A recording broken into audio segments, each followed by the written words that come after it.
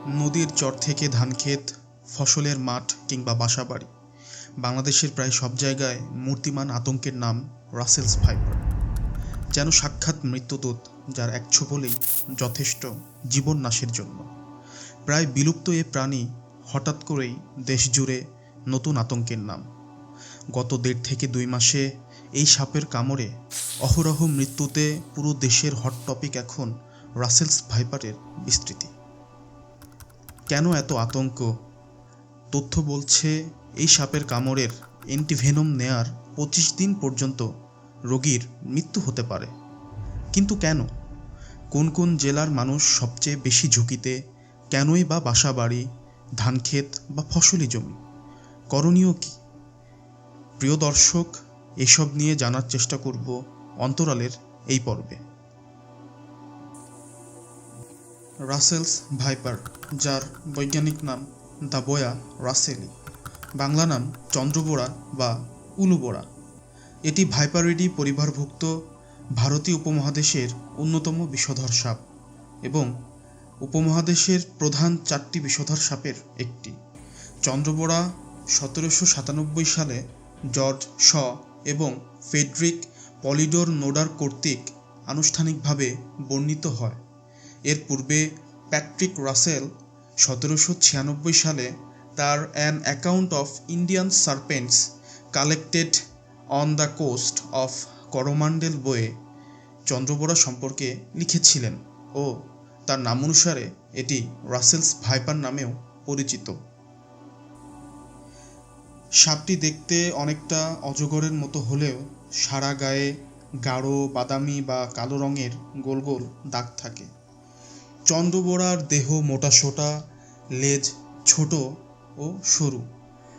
প্রাপ্তবয়স্ক সাপের দৈর্ঘ্য সাধারণত 1 মিটার থেকে প্রায় 2 মিটার পর্যন্ত হতে পারে। এর মাথা চ্যাপ্টা, ত্রিভুজাকার এবং ঘাড় থেকে আলাদা। থুতনি ভোঁতা, গোলাকার এবং উত্থিত।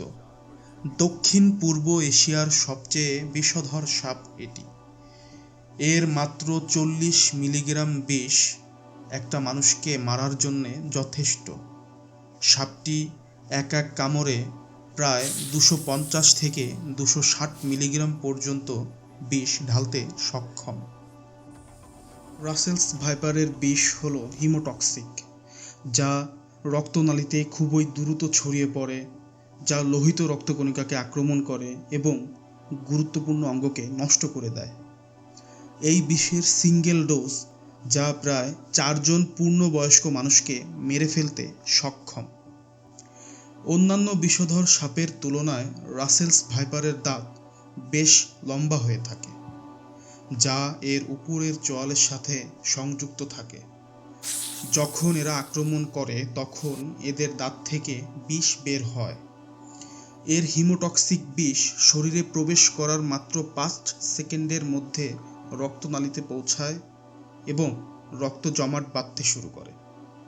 আস্তে আস্তে রক্ত চলাচল বন্ধ করে দেয়। পরবর্তীতে রক্তনালী ছিঁড়ে অভ্যন্তরীণ রক্তক্ষরণ হয়ে মৃত্যু পর্যন্ত হতে পারে। সাপটির কথা 1 দশক আগে খুব বেশি শোনা না গেলেও সম্প্রতি বছরগুলোতে এ সাপটির বিস্তৃতি লক্ষ্য করার মতো। বিশেষ করে পদ্মা, মেঘনা, যমুনা নদীর চরাঞ্চল ও তার আশেপাশের স্থানে বিস্তৃতি ঘটেছে। রাসেলস ভাইপারের আবাসস্থলই মূলত ভারত উপমহাদেশে। ভারত, শ্রীলঙ্কা, বাংলাদেশ, নেপাল ও পাকিস্তান তার বিচরণস্থল। এছাড়াও ভুটান, থাইল্যান্ড, কম্বোডিয়া, চীন ও মিয়ানমারেও রয়েছে তার বিস্তৃতি। এটার মানে দাঁড়ালো এই রাসেলস ভাইপার বা চন্দ্রবোড়া বাংলাদেশের স্থানীয় বিষধর সাপের একটি। বাংলাদেশে সর্বপ্রথম 1982 সালে এই সাপ শনাক্ত করা হয়।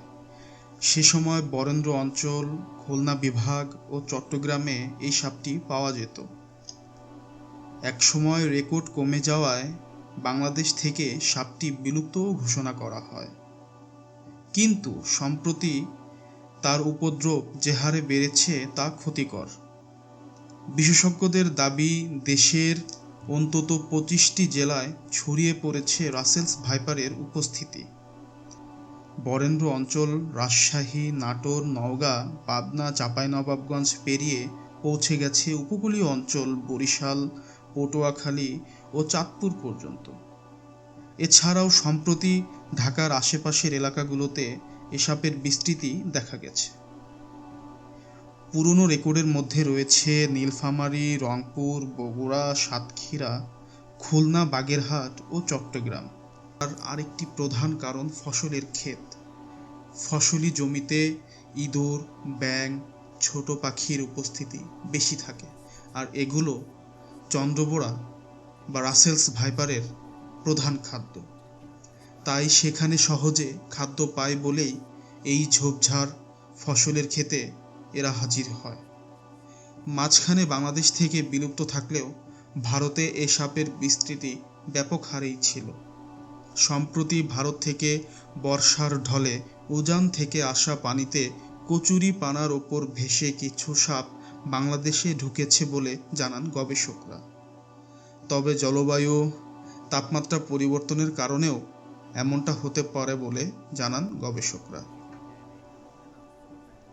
চন্দ্রবোড়া সাধারণত নিচ থেকে আক্রমণ করে না, কিন্তু একটি সীমার পর তাকে বিরক্ত করলে প্রচণ্ড আক্রমণাত্মক হয়ে উঠতে পারে।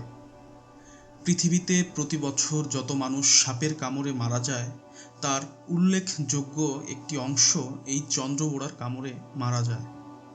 তবে মানুষকে তেড়ে এসে কামড়ায় এ কথা গুজব মাত্র।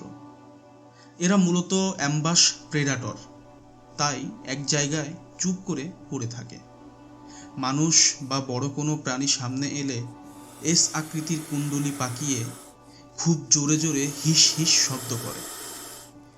তারপরও তাকে বিরক্ত করা হলে তবেই অত্যন্ত দ্রুত গতিতে ছোবল মারে।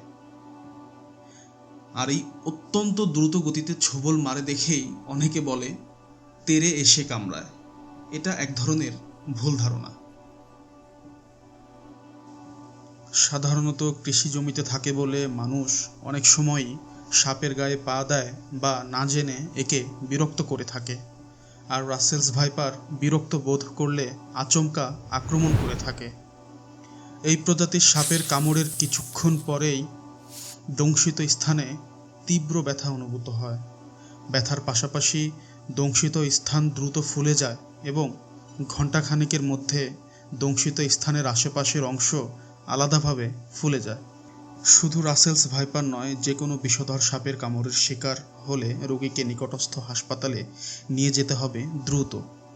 আক্রান্ত ব্যক্তিকে বারবার আশ্বস্ত করতে হবে এবং সাহস দিতে হবে। আক্রান্ত অঙ্গ অবশ্যই স্থির রাখতে হবে। আক্রান্ত অঙ্গ কোনোভাবেই নাড়ানো যাবে না, স্থির হয়ে বসতে হবে। রাসেলস ভাইপার সাপের কামড়ের সাথে সাথেই মানুষ মারা যায়, এ ধারণাটিও একটি গুজব মাত্র। এ সাপের কামড়ের ন্যূনতম 3 দিনের মধ্যে সাধারণত কেউ মারা যায় না। এমনকি এই সাপের কামড় খাওয়ার পর 15 দিন পর্যন্ত বেঁচে থাকার নজির আছে। তাই বলে চিকিৎসা নিতে দেরি করার কোনো সুযোগ নেই। অনেক সময় কুসংস্কারতা ও অসচেতনতার কারণে হাসপাতালে না গিয়ে ওঝার কাছে যাওয়ার কারণে বেশিরভাগ সময় মানুষের অপমৃত্যু হয়। আক্রান্ত ব্যক্তিকে দ্রুত সময়ে এমন কোনো হাসপাতালে নিয়ে যেতে হবে যেখানে অ্যান্টিভেনম জাতীয় উপাদান দিয়ে দ্রুত সময়ে চিকিৎসা করা সম্ভব। বিষকে নিষ্ক্রিয় করতে পারে এমন উপাদানকে অ্যান্টিভেনম বলা হয়। দ্রুত অ্যান্টিভেনম ইনজেকশন দিলে অ্যান্টিভেনমের অ্যান্টিবডিগুলো বিষকে নিষ্ক্রিয় করে দেয়। এর ফলে আক্রান্ত ব্যক্তি দ্রুত সুস্থ হয়ে উঠতে পারে। রাসেলস ভাইপার বা অন্য যে কোনো প্রজাতির সাপ দেখা মাত্রই আঘাত করা বা মেরে ফেলা উচিত নয়। পরিবেশের ইকোসিস্টেমের অংশ তারা, তাই তাদেরও বেঁচে থাকার অধিকার রয়েছে। তাই কোনো সাপকে দেখলে বা কোনো সাপ লোকালয়ে চলে আসলে আমরা রেস্কিউ টিমকে খবর দিব যেন তারা সাপটিকে লোকালয় থেকে উদ্ধার করে নিয়ে যায় এবং কোনো লোকালয়হীন বনে বা জঙ্গলে সাপটিকে ছেড়ে দিয়ে আসতে পারে।